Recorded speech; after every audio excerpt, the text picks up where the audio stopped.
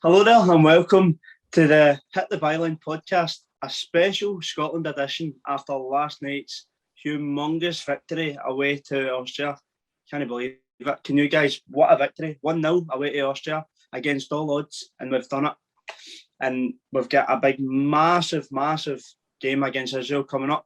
My name's Blair McNally. You'll be joined by... I'm Kenny Boag. And I'm Robbie Hanratty, and yeah, it's great to be here, Blair, and chat all about that humongous victory last night. It was absolutely fantastic. I was so impressed nobody was expecting that, was it? No, it's like after the Moldova, we'll start off with the Moldova match. So Moldova match, we obviously went into it thinking Denmark have taken numbers off them. Moldova, they're not a big country. We need to be getting, I'd put on a bet, I'd put on over 2.5. And everybody's expecting it Saturday night, packed out Hampden, all the fans are back. And I know we get Billy Gilmore turning up, we get Nathan Patterson turning up, and it was good in certain points because we've seen players coming through we've not seen before. To score one goal against Moldova and scrape a win against them wasn't good enough, was it? I think, though, you've got to look at the finishing, because like you say, everything was good until the final third. You know, and I mean, there's Billy Gilmore, he was so impressive, he was fantastic. He missed a sitter, Andy Robertson missed a sitter, you know, and these are top class players that play in the Premiership. So I think you've got to take the positives from until you get to the final third, if that makes sense. And then we just need to work in the finishing, don't we? We need to get strikers. Talking about strikers then, so we won 1-0 against Moldova. We'll take that victory. Talking about strikers, we'll get into the Austria game. Another 1-0 victory. But this time, Lyndon Dykes stepped up for the penalty. Would you have put Lyndon Dykes on the penalty to start with, Robbie?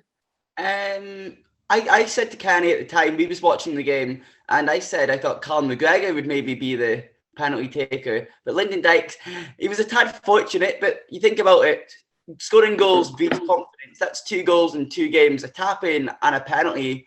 Yeah, not spectacular goals, but any goal's a goal. And for a striker, he's in good form for QPR this season so far, and to score goals for Scotland, it's a position we're crying out for. As you mentioned, they tried Nisbet against Moldova. He missed chances. I don't think he really done much. So Dykes linking up Adams, I thought both of them were superb. Adams maybe didn't have too much effort. There was a time that he probably should have squared it.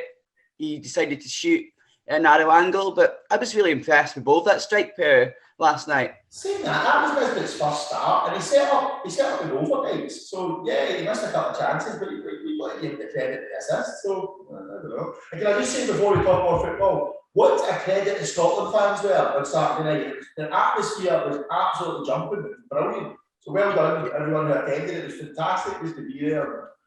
Yeah, I have to echo that, Kenny. As I said to you, that halftime edition of Loch Lomond, I went out the humongous pie queue just to sacrifice my place just to be part of that, because having been in among 42,000 fans again, it was just a surreal experience. And I think it's one of the first times in a long time that Hampden, despite only scoring 1 goal against Moldova, it was jumping for 75 minutes of that game. So yeah, good to point that out early on in the podcast, Kenny. Fair play to the Scotland fans for turning up in big numbers.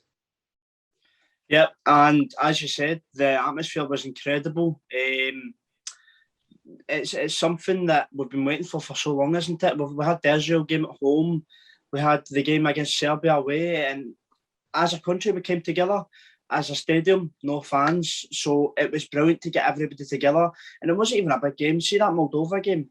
See if that was pre-COVID, say there would have been 25,000 at it, maybe even 20,000 at it. So it shows the togetherness that there is, and that can be vital.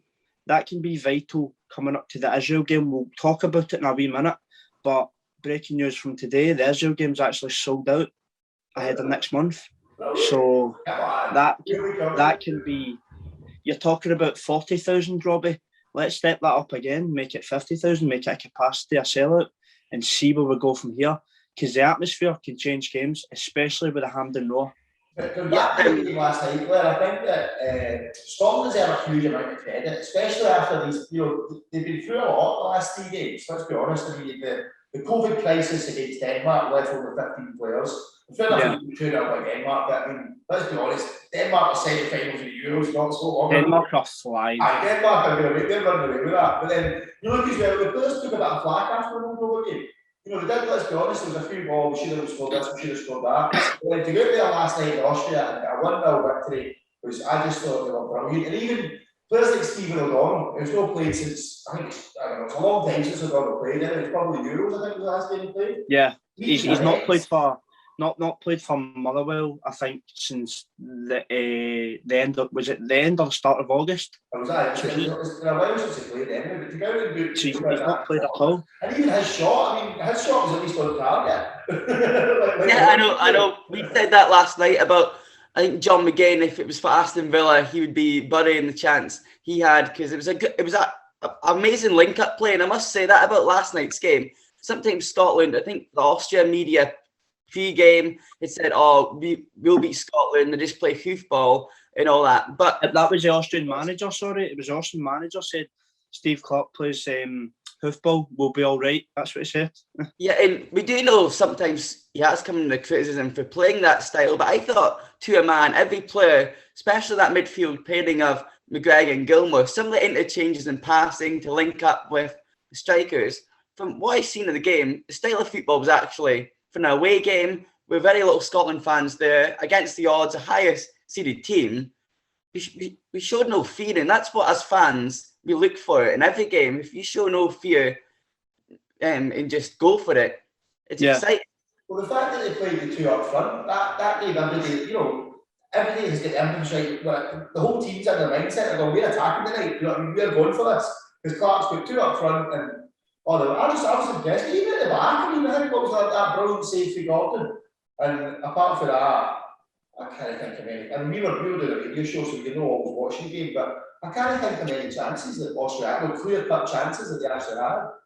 I'd like to say hats off to Jack Hendry after the Euros performance. I mean, what happened in the Euros, I don't think we'll dwell over it because we were just delighted to be there, but obviously, Jack Hendry got a lot of criticism over the summer.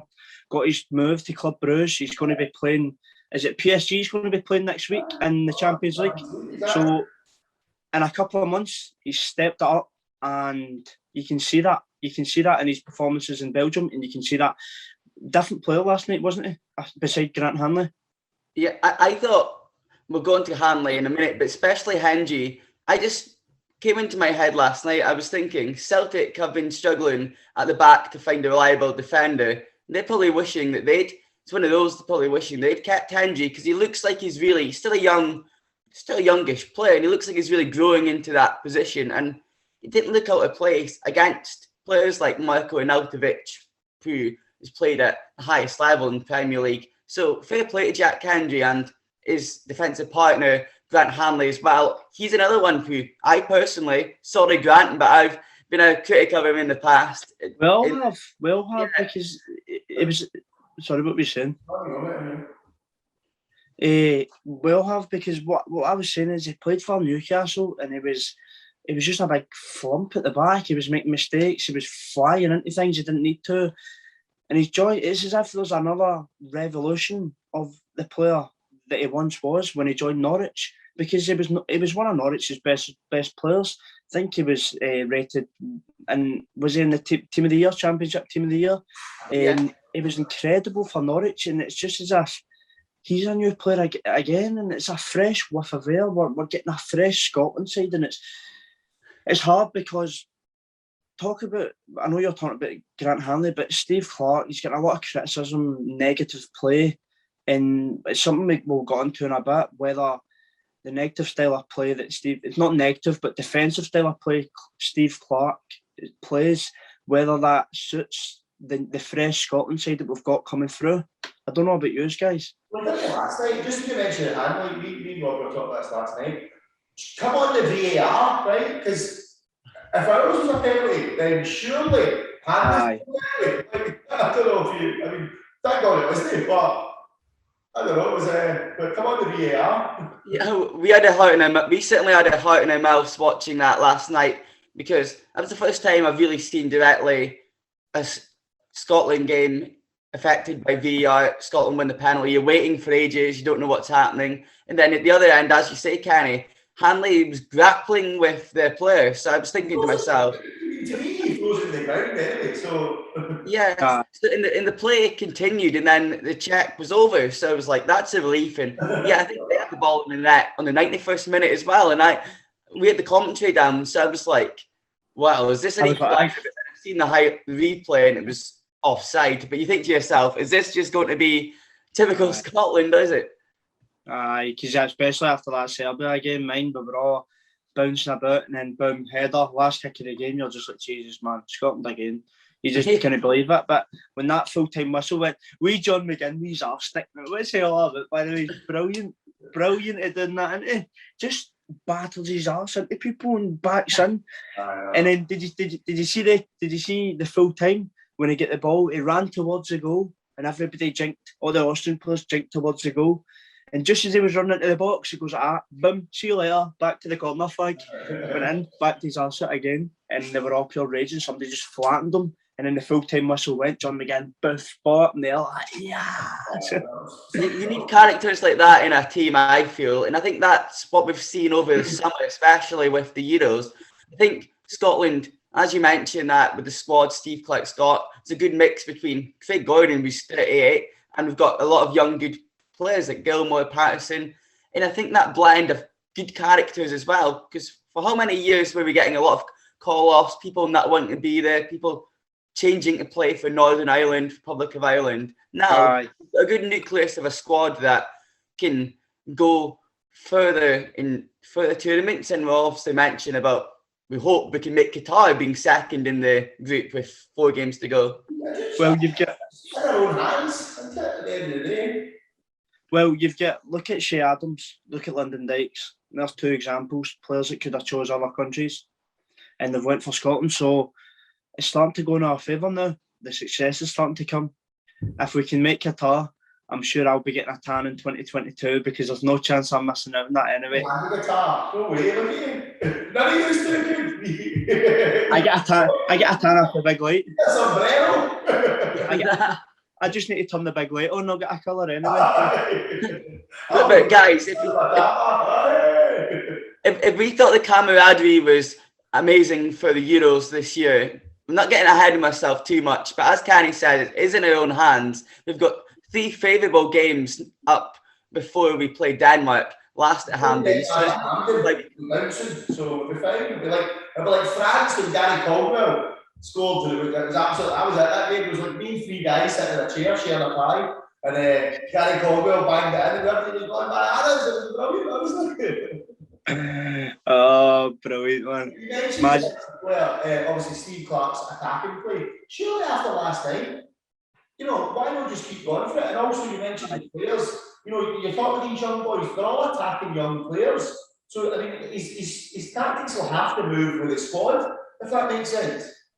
That's what I'm saying, but it's frustrating some people that it's not. Like, you're saying it will have to, but there's been many games where we should have attacked. And you've seen, so I'll give you an example, for instance, right? See last night, who was it that came on? I think it was, who was the striker that came on last night? Was it Nisbet? Nisbet came on, Nisbet. So Nisbet was pressing, right? It was pressing down their back 4 and everybody's sitting back.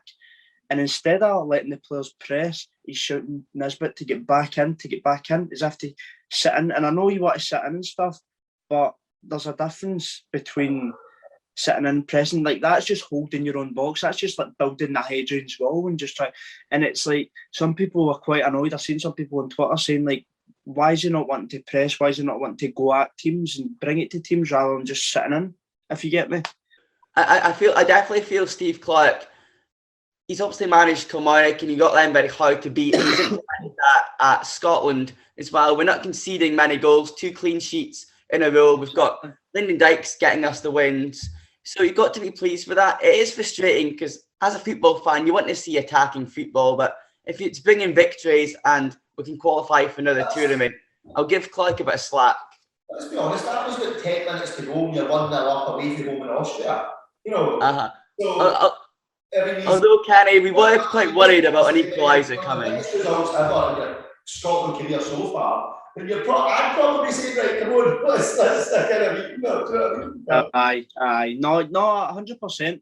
I understand that, but even like attacking wise, people, this isn't my opinion. I think what we're doing right now is just, it's getting results. All I care about is results because it's grinding out. But there's people that aren't liking it and they're saying we're too negative, we're too this, and I just want to address that and just see what your thoughts are on that. So 2 Wednesday 2, I'm quite happy about it. I thought last night that some of our best play was on the break. Like, see the second half, we were just riding through Austria. You know, like that move for who was it that missed the chance? Was it Adams missed the chance? No, it was the one for O'Donnell, and O'Donnell had the shot on target. The move for that was absolutely brilliant. He just ripped it as Austria apart. I think he's seen that one. I think his legs went when the ball get played through. I think his legs went because O'Donnell been up doing that wing all game, hadn't he? And it came to him, and I think his legs just went. You could see it because he get brought off. And it's no your wee Nathan Parsons up and doing. He's a big boy, isn't he? Do you know what I mean? But I mean, I don't know how that Calvin Bassey at Rangers is a left back. I mean, he should be a centre half all day, shouldn't he? But he just falls up and doing that wing. Do you know what I mean? I know. And that's what you like from your fullback, especially with playing that kind of three at the back with wing back sort of things. Because Stephen O'Donnell has came under criticism previously for not bombing forward enough, but it's good to see him doing that. And to be honest, I'm just so proud. 2 wins in a row.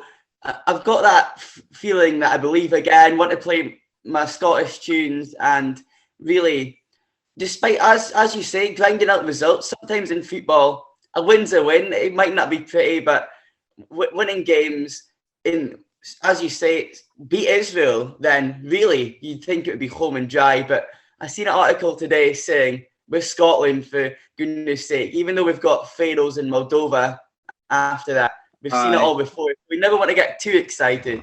As much as I love to get excited. I wouldn't worry about the Faroes and Moldova personally, but Israel's, just because we know Israel so well, and it's, you know, it's always a 1-0. Brothers. So it's like a wee bit. That's my worry, I would say. Denmark, I tell you, I don't know, you never know. Denmark at home, full house. Denmark at home. Anyway, do you know what I mean? Aye, we'll get pumped 5-0. They'll be playing under 21s at home, you know. Aye. Big hype take. We'll get back in 5-0, but we're Scotland. We're there. I don't know what's that. This was something that I mentioned previously. The Euros, it was a mistake, not a mistake. We didn't do well, fair enough, right? But the 2 months training together, that camp, has brought that side together. They've got to know each other, you know. And like, these players now are bonded so much more as an actual team, whereas Scotland teams in the past never had that, because we never got the major tournaments, so they never got a long camp. You know, getting to know each other, staying with each other. You know, because I don't think the wives and stuff are even there. So they become your best mates, so to speak. And that's another reason why I think that Clark does sort of stick to, boys that are in that squad, because he doesn't want to bring in too much. Because people go on about Anthony Alston and the boy at St Johnstone, what's his name? The boy that scored the cup for you. John Rooney. He loves a goal at hand. Even Calvin Ramsey. Robbie. But, I think that's why, and he brought in that boy McGinn who'd been in previous squads before. So I think he's just, and I think like you were saying, the squad has bonded, the squad will do well. And I can see us getting to Qatar, just for the fact that we're talking about Scotland fans being unlucky. How many of us can actually go to Qatar? Do you know what I mean? I know. Absolutely. I'd like to just mention that 4 ex-Thistle players were playing last night. So there we go. All I'm saying is Scottish football needs a strong Partick Thistle. That's all I'm saying. I think both fullbacks played for Queen's Park back in 2011 as well. That was an interesting one. I seen a photo of a fresh-faced Robertson and O'Donnell. I didn't know that they both played for Queen's Park. But that's a side that have always been good at bringing through players, and it's good to see these players now turning up for the national team. I think Andy Robertson made his 50th cap against Moldova, and now 51 against in the previous game against Austria. So you think about it, having just that, he'll get to 100 caps surely, because he's only 26 years old. Captain. Aye, experienced captain. Exactly what you're saying. for being so young, so much experience, Champions League winner, Champions League finalist, Premier League winner now. It's brilliant to have, but that you can start to see the experience in the squad is rubbing off on the younger players, and that's what we need. That's what we need. I mean, you look at Gilmore, and he's playing good for Norwich, but they're more defensive. He's getting to roam. He's getting his free roam in the midfield, and he's getting to have fun against teams that he wouldn't. Because Premier League, it's just money, isn't it? And it's hard every week for him. It's not the same. Whereas Scotland, he's getting to have fun. He's getting to basically play in the middle of the park the way he wants. Could Billy Gilmore beat Stephen Davis's cap haul at Northern Ireland? You never know. He's so young. Maybe. So what we'll go on to is the Israel game coming up. Massive game. We've played them once. We've played them twice. We've played them 3 times. We've played them 4 times. We've played them too many times. Played them too many times. But it's Israel again, and I think the guy that researches the teams before the game will just be going, there you go, same clip. But same clip, boys. It's like, what result that was for them against Austria? 5-2. Aye. They do look good. I think last night by Denmark, but we only beat 2-0 with Denmark, so does that mean it'll be 2-1 to us? I don't know. That was a statement of intent, I tell you, from Israel. When I seen that result, I thought, think as a guy, Zahavi or something, always Zahavi, Aaron Zahavi. So basically, I'll tell you this, right? So he's in his late 30s. And most people in their late 30s are maybe benched, maybe. He's hit his peak of his career in his late 30s, and he got a move to PSV just in the January transfer window from that because of his form. I think he went 11 games scoring in a row for Israel, and that for international 11 games scoring without. Do you know what I mean? It's amazing, and 2 of them are against Scotland as well. But he is a massive threat, and for PSV, he scored a hat-trick against who was the team that put Celtic out? Ethan Alkmaar. No, Kenny, you're a Rangers fan, you'll know. You like to research your rivals. Midtjylland, aye. So he scored a hat-trick against Midtjylland for PSV and it just shows you the level that he is at now. So he'll definitely be one to look out for. Up against them. Sorry, Jack, do you have any back pocket? Oh, well, there is no Grant Hanley for that game. I think that is probably a concern because I feel personally Scott McTominay, if we missed that squad, can fit into that back line. He's no Grant Hanley. He's obviously not that commanding presence. But I feel unless Leeds captain Liam Cooper as well, I think it is options. I've seen a lot of folk panicking about that. Lack of Hanley. John Suter, he's a good defender. He's back fit, young boy. The Hearts. No. But yeah. I think you probably got Declan Gallagher and Scott McKenna also in that kind of Steve Clark's, as we mentioned, kind of got that group of players that seem to always get called up. So it'll be interesting to see how he does cope with that loss of Hanley. Who would have thought that Hanley would be such a loss? So you've got Cooper, you've got Declan Gallagher, you've got Scott McKenna.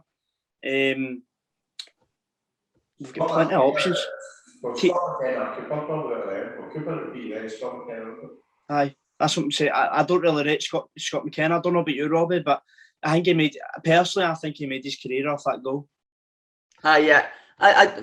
Scott McKenna and Declan Gallagher, I both feel shouldn't be starting for Scotland, but I think, as I'm saying, Scott McTominay, it's not my favourite position for Scott McTominay at all at the back line, but he played that against England and didn't look too out of place. So I think he'd be a good replacement, albeit if he's back in the squad, which I think he is back training with Man United now. So that's Scotland needs a strong Majid Beguera. Do you know, Kenny?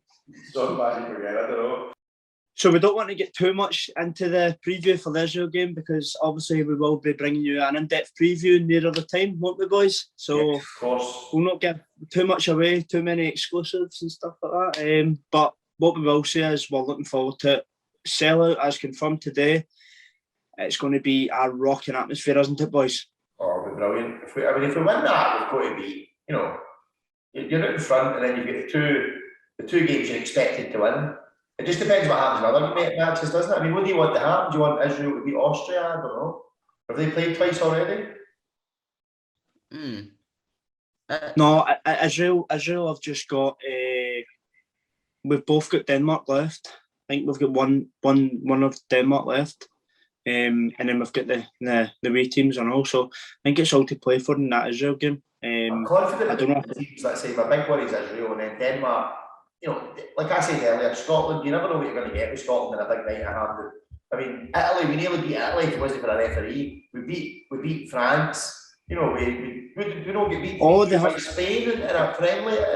they have got Austria. Random goals, you know what I mean? And it seems to be the big games where Scotland do turn up. So, especially at Hampden, like I said, Denmark will be through. So, you never know. Yeah, I'm absolutely buzzing for next month. I was waiting to say I hope to be at Hampden. It is sold out, but I think I will get a ticket close at the time. But it's a must. It's a game you can't miss, really, as a football fan, because I think a lot of people branded that result last night against Austria as the biggest result since that France games in terms of away from home against a team seeded a lot higher than us. Austria. 23rd they're rated.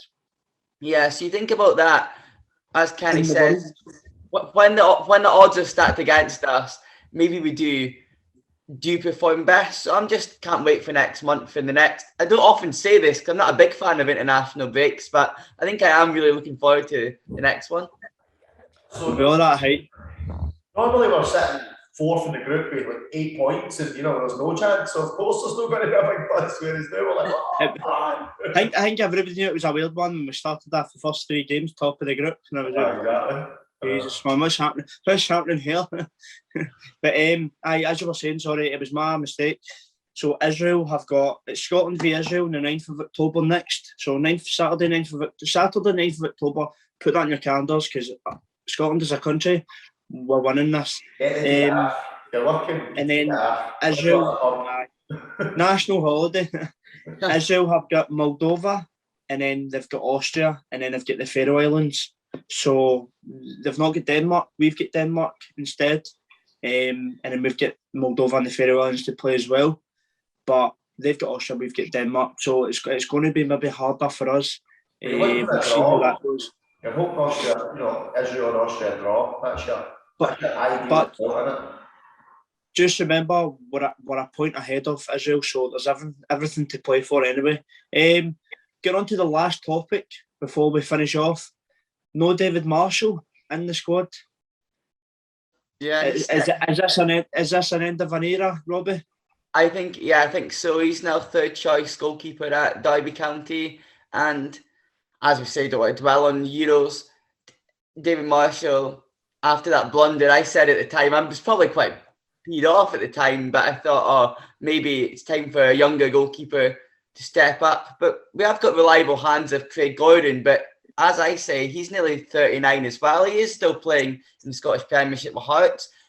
Reliable enough to make some good saves, but it'd be good to see a goalkeeper like Liam Kelly or Xander Clark get a run of games. And I know it's a bigger step up to international football, but I'm sure they'd be more than competent at doing so. Or maybe John McLaughlin from Rangers. I don't know if he could be in the picture or not. Kenny might know more than me. He's injured at the moment, so that's why he's not. But I think, and to go back to that Marshall, I don't think that was a blunder. He's told to be there. That was a brilliant goal. Right? I mean, Marshall is out of the picture because he has 3rd choice at Derby. He needs to get a move or something. I don't know. It's too late for a move, is he? I don't know. But anyway, I think it was John McLaughlin, and I don't think it's the time you bring in inexperienced international goalkeepers at this stage of a qualifying campaign. Do you know what I mean? It's just not the time to do it. I firmly believe that Xander Clark and Liam Kelly will step into that role, but to me, anyway, it's not the time to do it. You've got such crucial games coming up, to qualify for a World Cup. But I mean, and then I'd say John McLaughlin's your man anyway. Yeah, and he's been playing, rotating with Al McGregor this season anyway, has he? So yeah, at least he has. Sheet record as well. I mean, something like 19 cleats last season. And so far this season, the games he's played, I don't think 19 cleats, aye? 19 cleats. Have you not got them? 9 clean sheets. Oh, brilliant. I told you what I was at the gym, I'm really falling asleep. First time in 10 years, up the aisle. You never. pumped the iron. Still walking at the gym like that. First Oh, time in check 10 my years. muscles. Are they bigger? I know, man. Eating your Fantastic. bunches of broccoli and frozen chicken breast on the way home. Well, I'm going to get a plan, so just give me a couple of weeks, boys. I don't fit in the screen. Brilliant. I'm getting back at a festival season, back into gym season in the next couple of days, so I'll be joining you anyway. But boys, it was an absolute pleasure. Good laugh today anyway, and don't be. Jesus, my mind's gone thinking about the gym now. Don't want to get back to it, but be sure to check out the bsrsports.co.uk website. I'm going to be doing a SPFL preview every Saturday now for the games. We'll be doing our own predictions, getting everybody involved. There's going to be an Israel preview on the channel. Do not miss out on it because it's going to be one of the biggest ever, and we'll have a special guest on anyway. So that'll be a great laugh. An ex-Scotland international will be a special guest, so do not miss out on it anyway. And as well as that, boys, it was an absolute pleasure. Thank you very much for joining us. Don't forget, Blair, we'll be back next week. We'll get the return of domestic football. Huge game, obviously, the Edinburgh Derby. So we'll be back next week to have a wee chat of that, won't we? Edinburgh Derby, and I'll be at St John's v Rangers on Saturday, so we'll see how many sectarian shouts I hear at that. Lots to mull over next week, and I look forward to returning and getting a bit of momentum with Hit the Byline. So thanks for having us, Blair. No worries at all, and it's brilliant to have Hit the Byline back. We'll be back with a bang, and we'll have better content than ever. So, as I said before, thank you very much, and it's a goodbye from me. And it's a goodbye from me. Thank you very much.